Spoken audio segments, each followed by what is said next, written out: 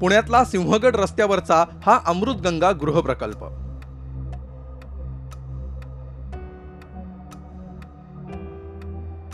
गोयलगंगा बिल्डरचा हा गृहप्रकल्प। या प्रकल्पात आहेत 15 इमारती। प्रत्यक्षात परवानगी केवळ 12 इमारतींनाच।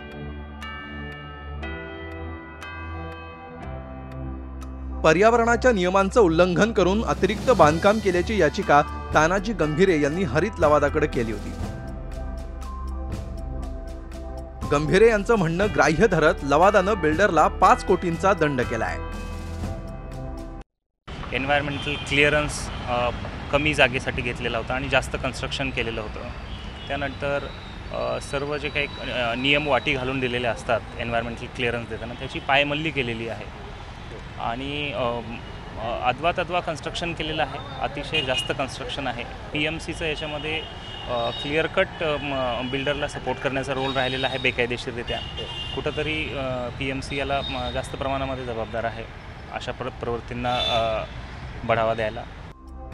विशेष म्हणजे या प्रकाराची पुणे महानगरपालिका अधिकाऱ्यांना माहिती होती, पण त्यांनीही दुर्लक्ष केल्याचा ठपका लवादानं ठेवलाय। बिल्डरला पाठीशी घातल्याबद्दल लवादानं महापालिकेलाही 5 लाखांचा दंड केलाय। हे पैसे दोषी अधिकाऱ्यांकडून वसूल करावेत असं लवादानं म्हटलंय। पालिकेसोबतच पर्यावरण विभागाचे सचिव सतीश गवई यांच्यावरही लवादानं ठपका ठेवलाय। राज्याच्या मुख्य सचिवांना गवई यांच्या चौकशीचे आदेश देण्यात आले आहेत। आम्ही सुप्रीम कोर्टातही अपील करू शकतो, आम्ही हायकोर्टातही जाऊ शकतो, हे आम्ही विचार करून राहिलो आणि किंवा आम्ही इथे रिव्ह्यू करू शकतो ह्या कोर्टाचा, कारण ह्या कोर्टाने बरोबर न्याय दिलेला नाही आहे म्हणून रिव्ह्यू होऊ शकतो। दंड भरायला 2 महिन्यांची मुदत देण्यात आली आहे। तसंच दंड 100 कोटी नाही तर 100 कोटी किंवा प्रकल्पाच्या एकूण किमतीच्या 5% यापैकी जी रक्कम कमी असेल तेवढं असल्याचं गोयलगंगांच्या वकिलांचं म्हणणं आहे। पण काहीही असलं तरी हा दंड कोटींच्या घरात जाणार हे नक्की। राष्ट्रीय हरित लवादाचा हा निर्णय केवळ बिल्डरच नाही तर त्यांना पाठीशी घालणाऱ्या सरकारी यंत्रणांसाठीही एक धडा ठरावा ही अपेक्षा। नितीन पाटणकर, झी मीडिया, पुणे।